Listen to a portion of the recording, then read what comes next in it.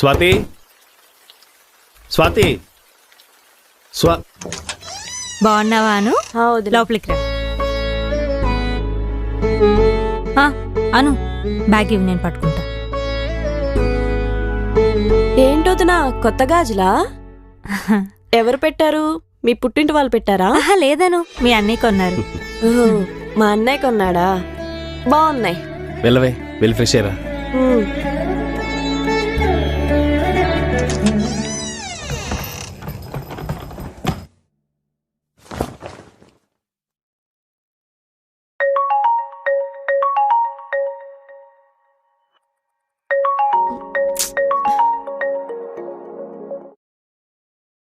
అమ్మా, ఏమేమి వెళ్ళిపోయావా?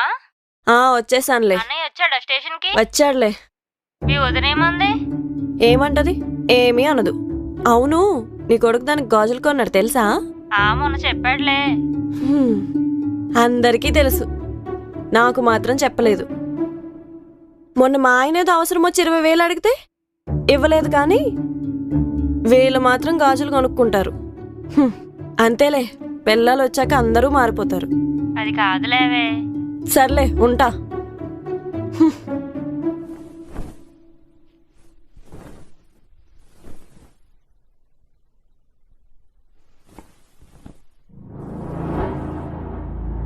వదినా, నాకు నీ చీర ఒకటి ఇస్తావా? అంటే బట్టలు ఎక్కువ తెచ్చుకోలేదు. సరే రాను, నీకేం కావాలో తీసుకో. ఇది ఓకేనా? ఇది వద్దొద్దినా. ఇది ఇది నచ్చింది నాకు, ఇది తీసుకుంటాను. అయ్యో అను, అది మీ అన్నయ్య నాకు ఫస్ట్ గిఫ్ట్ ఇచ్చారు.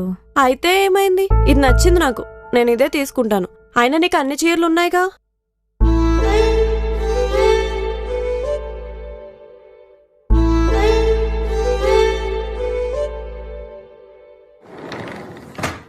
నిన్ను వదిలి నేనెక్కడికి వెళ్తాను రా?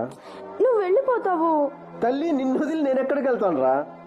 అయితే వెళ్ళనని చెప్పు. మా అన్నయ్య కూడా అంతే, నన్ను చిన్నప్పటి నుంచి చాలా ప్రేమగా చూసుకునేవాడు. నేనంటే చాలా ఇష్టం వీడికి.